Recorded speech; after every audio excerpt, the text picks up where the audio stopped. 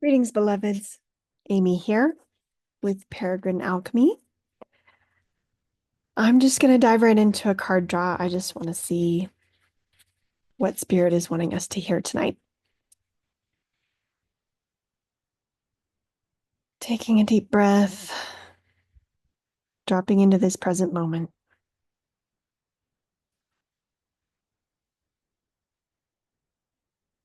Okay.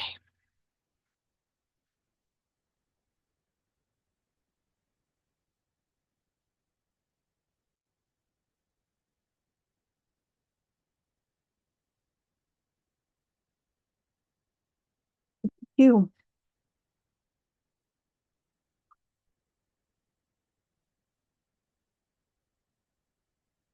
Hope you all survived the lunar eclipse that we had last week. There was some intense stuff, but some of it was really good. So I hope it was for you too. All right, 52 is keeping still with mountain trigram above and mountain trigram below. Mountains close together enhance each other's stillness and stability. They form sanctuary where the demands of the world can be set aside and all movement ceases. When one enters into such a spirit of stillness, restlessness disappears. The heart is soothed into quietness. The time of keeping still will be followed by a time of movement. But for now, the movement is all there is. This is so fitting based on a video I just watched from one of the YouTubers I follow. Shout out to Luminary Anna. Perhaps I will put a link to her channel in the description. We'll see. I appreciate her channel for its candor, its being real about things. Recently, she's been talking about darkness versus the light and how essentially they're two sides of the same coin. One cannot exist without the other because they are showing the two sides of duality, and in unity, they would be as one. We would not have light and dark. She doesn't say it exactly that way, but that is the realm that we live in, and that is what this I Ching hexagram is talking about.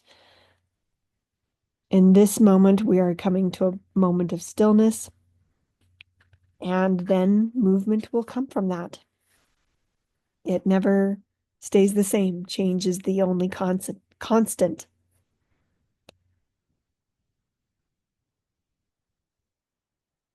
So I appreciate that. I value the darkness. I value the stillness. I value the silence.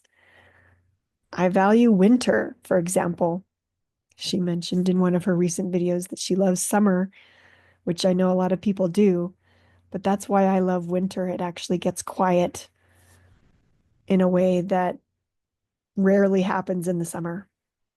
And I appreciate that quietness. So I invite you to look for the blessings in the yin side of things, because I know in today's world we are so bombarded by stimuli, especially electronic, but social media, everybody's participating. There is a different vibration that comes with all of it, and yet there's this underlying vibration from the electronics, from the technology that, like I said, underlies the vibration that the people are providing themselves. So I invite you to take a break from that from time to time.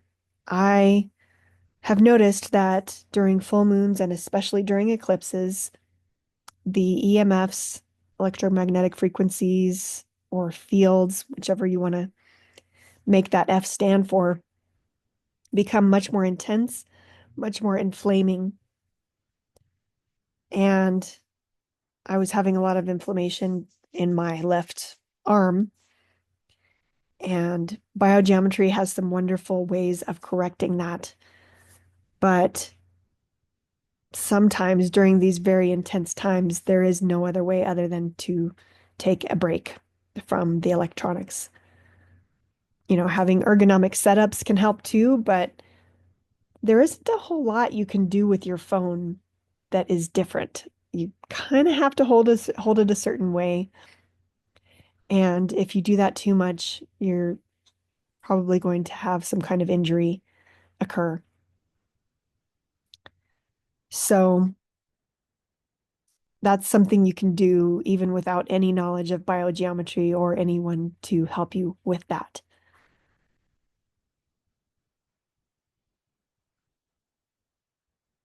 I'm still working on my new website, so I hope you'll bear with me and continue to keep an eye out for whenever that is ready. Got a lot of things opening up and flowing in my life right now, which I'm very grateful for, and nothing quite ready for me to share at this time.